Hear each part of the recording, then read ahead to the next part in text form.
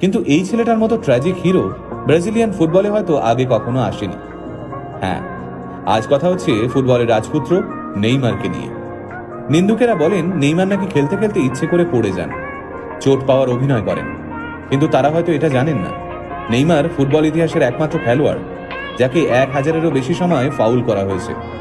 মাত্র 6 বছর বয়সে ফুটবলে হাতেখড়ি হয় নেইমারের। বলের সঙ্গে তিনি যেন কথা বলতে পারতেন।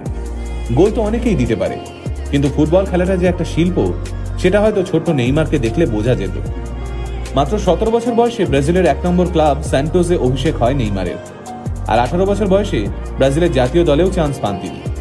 এখানে জানিয়ে রাখি, নেইমার সেই একমাত্র খেলোয়াড় যিনি ইউরোপের কোনো বড় টিমে না খেলেও ব্যালেন ডিওরের জন্য নমিনেশন পেয়েছিলেন, তাও আবার মাত্র 21 বছর বয়সে। নেইমারের যখন 18 বছর বয়স, তখন থেকেই তাকে নিজের দলে নেওয়ার জন্য ব্রাজিলের মাঠে হতে দিয়ে পড়ে থাকত বার্সেলোনা, রিয়াল মাদ্রিদের মতো সব বড় বড় টিম। অবশেষে 2013 সালে বার্সেলোনায় খেলার সিদ্ধান্ত নেন নেইমার। বার্সেলোনায় থাকাকালীন স্বপ্নের ফর্মে ছিলেন নেইমার। একটা দলের হয়ে যতগুলো ট্রফি জেতা সম্ভব সবই জিতে নিয়েছিলেন তিনি। সে সময় তিনি যোগ্য সঙ্গী হিসেবে পেয়েছিলেন মেসি আর সুয়ারেজকে। মনে পড়ে যায় 2014 সালের ফুটবল বিশ্বকাপের কথা। ঘরের মাঠে ব্রাজিলকে গোলের মালা পরিয়ে চলেছে জার্মানি। বিশ্বকাপের সেমিফাইনাল ম্যাচে মাত্র 25 মিনিটে 5 গোল দিয়ে দিয়েছে জার্মানি। দর্শকরা সব কেউই বুঝতে পারছেন না কি হচ্ছে।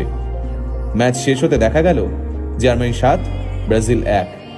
সেদিন নিজের দলের এই শোচনীয় অবস্থা দেখে কাঁদতে কাঁদতে টিভি বন্ধ করে দিয়েছিলেন নেইমার।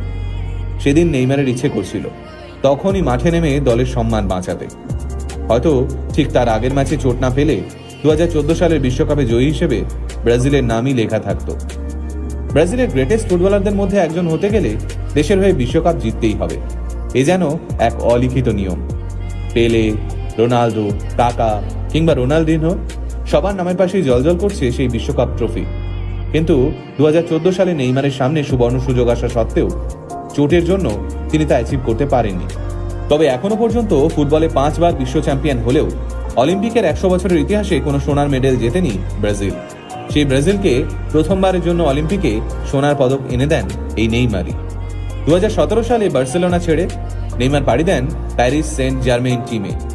মোটা মাইনে, প্যারিসের নাইট লাইফ, নারী সঙ্গ, এইসব কারণে ফুটবলের থেকে মনোযোগ সরে যায় নেইমারের। তার উপর চোট আঘাত ও নিত্যসঙ্গী হয় তার। এই চোটের কারণেই দীর্ঘদিন মাঠের বাইরে থাকতে হয়েছে নেইমারকে। একটা সময় যাকে মেসি, রোনাল্ডো উত্তরসূরি ভাবা হতো, তিনি ক্রমশ লাইমলাইট থেকে সরে যেতে থাকেন।